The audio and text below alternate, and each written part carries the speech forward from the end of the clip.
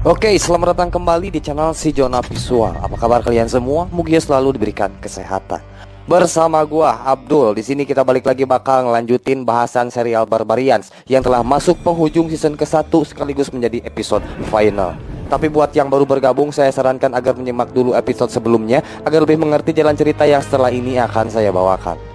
Lalu bagaimana kisah lengkapnya? Mari bersiap-siap, kencangkan sandaran, ngadep ke engpon, kaki nangunjar, karena setelah ini kita masuk ke cerita. Dan mau bosan-bosan, saya ingatkan kembali agar terus support channel ini dengan klik tombol subscribe, like, dan share agar kedepannya channel ini bisa terus berkembang. Pada mulanya, Arminius adalah seorang bocah biasa yang lahir sebagai putra dari seorang kepala suku Barbarians. Seperti bocah pada umumnya, Arminius atau nama aslinya sebagai Ari menjalin persahabatan dengan teman-teman sebayanya, yaitu Thusnelda dan Volkwin. Hingga pada satu waktu, nasib sial menghampiri seorang Ari ketika ia terpaksa harus dijadikan sebuah alat perdamaian dengan diserahkan kepada gubernur Legiun Roma saat itu, yakni Parus. Seketika kehidupan seorang Ari berubah. Dimulai dengan merubah namanya menjadi Arminius. Ari bertransformasi menjadi salah seorang prajurit Roma yang bergelimang reputasi dan otomatis semakin melambungkan namanya. Sudah banyak sekali misi yang telah dijalankan oleh seorang Arminius. Sampai suatu saat ia terpaksa harus kembali ke tanah kelahirannya setelah dipanggil oleh sang ayah untuk bertugas di sana. Sebetulnya kala itu Arminius merasa enggan apabila harus menjalani tugas di sana, apalagi kalau harus bersinggungan secara langsung dengan suku-suku barbar. Karena yang selama ini menjadi keinginannya yaitu menjadi seorang kesatria terbaik Roma. Namun takdir rupanya berkata lain. Meski di titik ini Arminius masih menaruh kesetiaannya untuk Roma, pelan-pelan hal itu sirna. Setelah puncaknya, Parus meminta secara langsung agar Arminius kembali pada habitatnya sebagai seorang kepala suku. Arminius Rex Keruscorum. Disitulah awal mula kesetiaan seorang Ari terhadap Roma telah sirna, dan kemudian ia mulai membangun sebuah rencana untuk menggulingkan Legiun Roma dibantu oleh kedua sahabatnya. Diesmal holen wir uns gleich den Wolf. Dafür müssen wir alle Stämme vereinigen. Berkaitan dengan hal ini, hingga saat itu Parus tak sedikit pun menaruh rasa curiga, karena bagaimanapun ia sangat menyayangi dan percaya terhadap putranya tersebut. Bahkan ketika diberitahukan oleh Segeste soal rencana pengkhianatan Arminius, Parus malah menutup mata dan tetap menaruh kepercayaan sebesar-besarnya kepada sang anak. Dengan begitu, Parus kembali kepada rencana awal yang telah disiapkan oleh Arminius, yakni menerjunkan seluruh Legiun Roma untuk membabat habis para pemberontak suku-suku yang berada di wilayah Petera. Exempla Romana ed emus ad Teutoburgien. Ordine solita. Paulis perente dubitavo e confida. Execrata Germani. Tapi sebelum masuk ke kancah peperangan, fokus kita tertuju kepada seorang Volkwin yang saat ini masih mendekam di dalam sel setelah ditangkap oleh tentara Roma. Lama-kelamaan Arminius mengetahui hal ini, tapi di situ ia tak bisa melepaskannya begitu saja untuk menghindari resiko.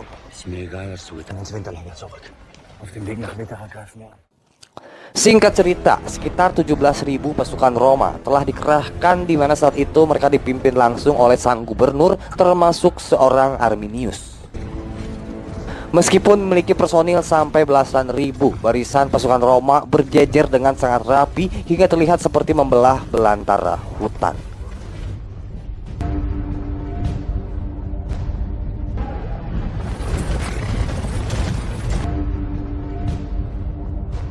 Di saat yang bersamaan, gabungan suku-suku barbar telah mengetahui soal begitu banyaknya pasukan yang diterjunkan oleh Roma.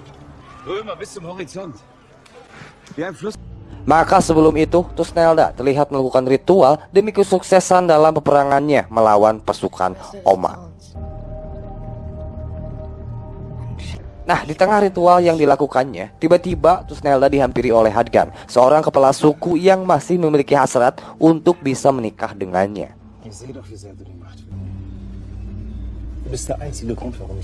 Jelas Tusnelda tak segampang itu menyetujui keinginan Hadgan, apalagi saat ini perhatiannya hanya tertuju ke kancah perang yang telah menanti di depan mata.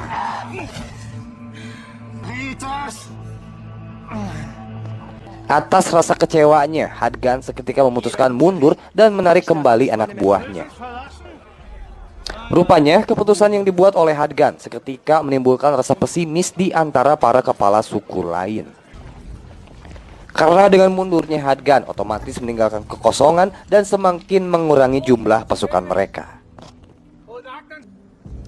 Tetapi Tusnelda tak begitu saja membiarkan hal itu. Dengan semangat yang membara dalam dirinya, ia membakar hasrat para pemimpin lain untuk lebih percaya dan yakin kalau mereka bisa mengalahkan Roma. Bahkan di situ Tusnelda menyayat satu bagian matanya untuk memperlihatkan bahwa di sini ia rela mengorbankan hal yang paling berharga, sama halnya dengan apa yang dilakukan oleh dewa mereka, yaitu Odin.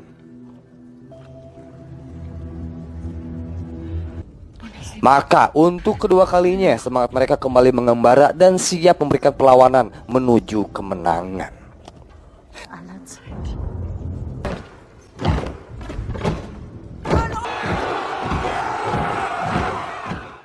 Sementara di sisi yang berlainan, pasukan Roma mulai pindah jalur ke dalam hutan dan dipimpin oleh Arminius yang akan berdiri di garda barisan paling depan. Sebelum itu, tak lupa Parus menyampaikan kalimat penyemangat untuk sang anak, di mana pembicaraan ini sekaligus menjadi pembicaraan terakhir mereka sebagai seorang ayah dan anak.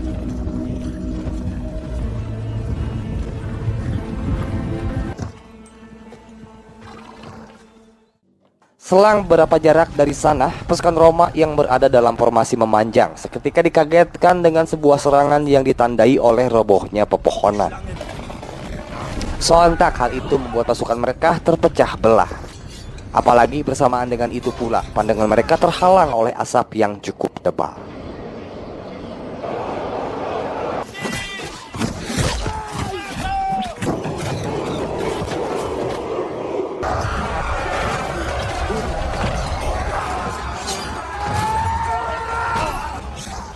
Sedikit demi sedikit, pasukan Roma, khususnya yang berada paling depan, mulai berjatuhan.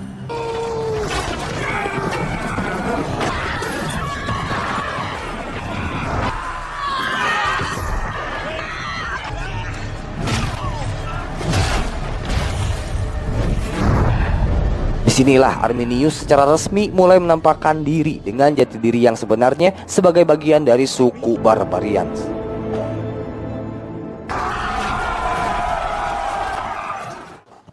Di tempat lain, si Geste yang kini sudah kehilangan harapan berpas-pasan dengan seorang Hadgan. Nah, karena kedua orang ini licik, mereka berencana akan terlibat ke pertempuran dan bergabung kepada pihak yang memenangkan pertempuran. Jika dalam hal ini Roma menang, mereka akan berlaga seolah-olah berpihak kepada Roma. Dan sebaliknya, kalau yang menang suku barbar, mereka akan memenggal kepala seorang Parus.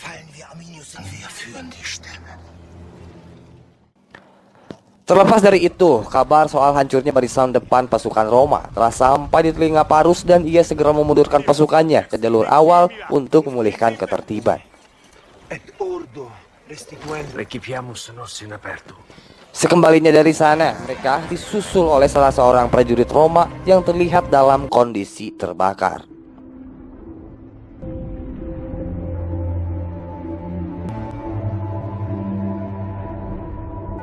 Nah, seketika api itu mulai menyebar dan membentuk sebuah formasi seakan menjadi sebuah pagar penghalang hingga memecah belah pasukan Roma. Yang mana hal itu rupanya telah dipersiapkan sedemikian rupa oleh pasukan suku barbar.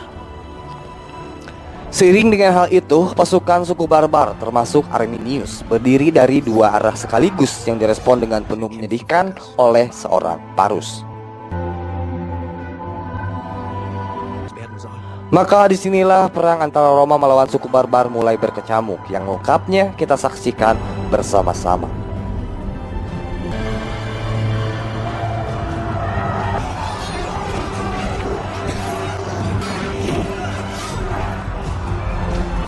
Di sela-sela peperangan, Hawkwind yang diikut sertakan sebagai budak akhirnya bisa meloloskan diri dan langsung membalaskan dendamnya.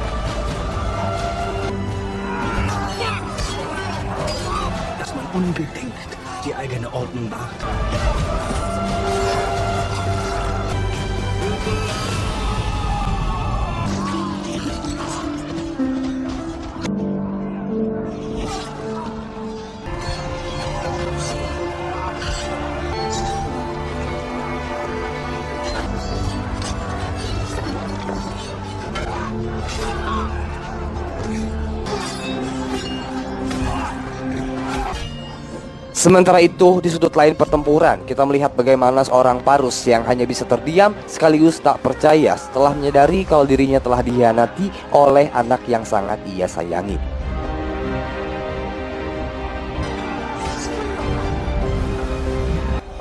Sembari melepas baju jirahnya, Parus turun dari kuda, mengambil pedangnya, lalu menancapkan pedang itu ke tubuhnya sendiri, tepat di hadapan Arminius.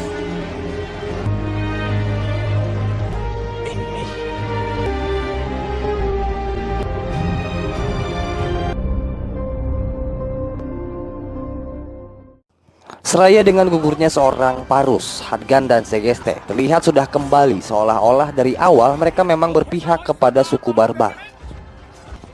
Layaknya seorang pahlawan, Segeste memenggal kepala seorang Parus yang telah mati sembari mengatakan bahwa kemenangan berada di pihak mereka. Dengan ini, pasukan Roma akhirnya terkalahkan dan sebagian dari mereka mundur karena tak sanggup menghadapi perlawanan suku barbar. Adapun itu, Thusnelda menganggap kalau saat ini Arminius layak untuk dijadikan sebagai raja suku barbar. Akan tetapi di sini kita jangan sampai melupakan sosok Volkwin yang dari awal berperan sebagai sosok utama penyatuan suku barbar.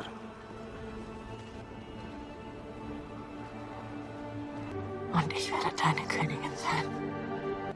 Namun sepertinya Volkwin masih merasa kecewa, apalagi ia mengetahui kalau sang kekasih Thusnelda telah menyerahkan hatinya kepada Arminius. Bahkan Volkwin menegaskan kalau dirinya tak menerima apabila Arminius harus menjadi raja mereka.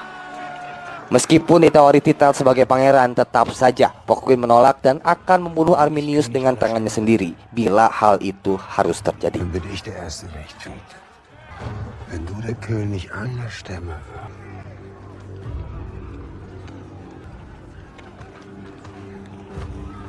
Di akhir cerita ini, fokus kita tertuju kepada seorang Thusnelda yang mendapatkan begitu banyak pujian atas keberhasilannya menyatukan seluruh suku Barbarians.